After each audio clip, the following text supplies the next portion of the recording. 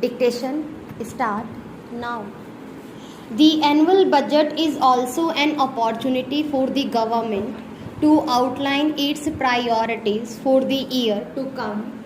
The priority of our government is clearly to provide additional resources for vulnerable sections, rural areas, and social and physical infrastructure creation.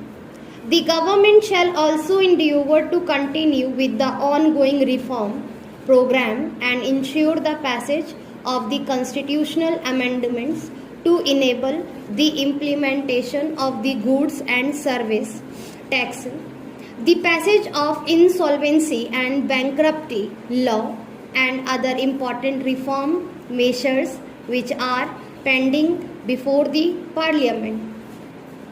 Additionally, as I will detail later, we will undertake significant reforms such as the enactment of a law to ensure that all government benefits are conferred upon persons who deserved it by giving a statutory backing to the Aadhaar platform, bringing significant changes in the legislative framework relating to the transport sector so as to free it from constraint and restrictions incentivizing gas discovery and exploration by providing calibrated marketing freedom, enacting of a comprehensive law to deal with resolution of financial firms, providing legal framework for dispute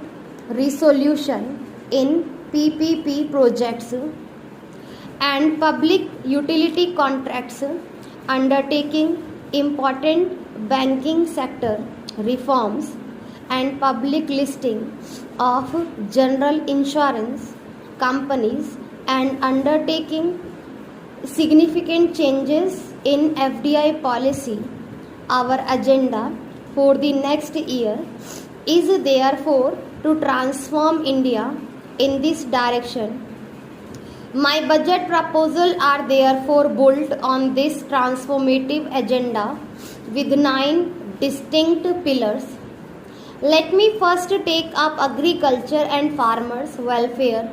We are grateful to our farmers are being backbone of the country's food security. We need to think beyond food security and give back to our farmers sense of income security. Government will therefore reorient its interventions in the farm and non-farm sector to double the income of the farmers by 2022. Our total allocation for agriculture and farmers welfare is rupees 36,000 crores. We need to redress issues of optimal utilization of our water resources, create new infrastructure for irrigation, conserve soil fertility with balanced use of fertilizer, and provide value addition and connectivity from farm to markets. Irrigation is a critical input for increasing agriculture productivity out of 141 million hectares of net cultivated area in the country. Only 46% is covered with irrigation. The Pradhan Mantri Krishi Sinchai Yojana has been strengthened and will be implemented in mission mode. 28 lakhs hectares will be brought under irrigation under the scheme. Implementation of 89 irrigation projects under ABP which have been languishing will be fast tracked.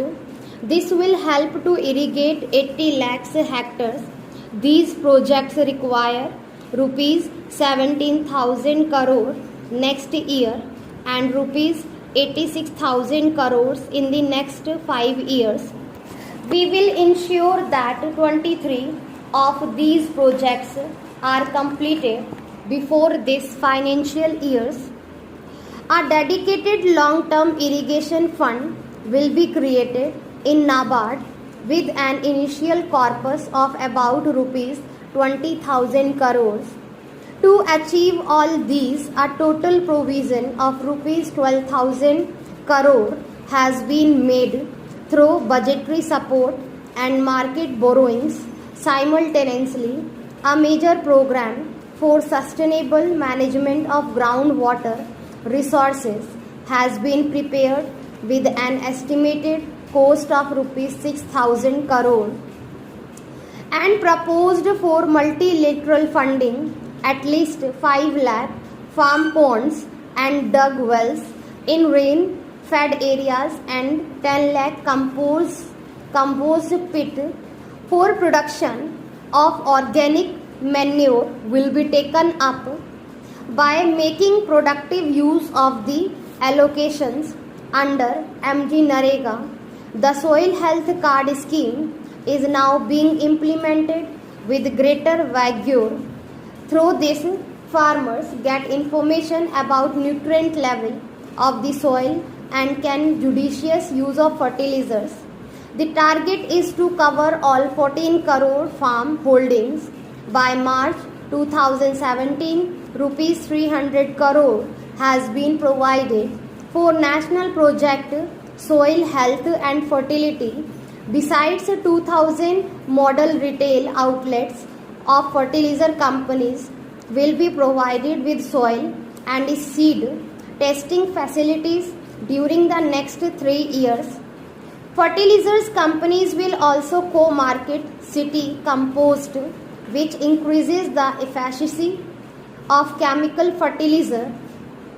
A policy for conversion of city waste into compost has also been approved by the government under the Swachh Bharat Abhiyan to increase crop yields in rain-fed areas, which account for nearly 55% of the country's cultivable land. Organic farming is being promoted towards this end. The government has launched 2 important schemes.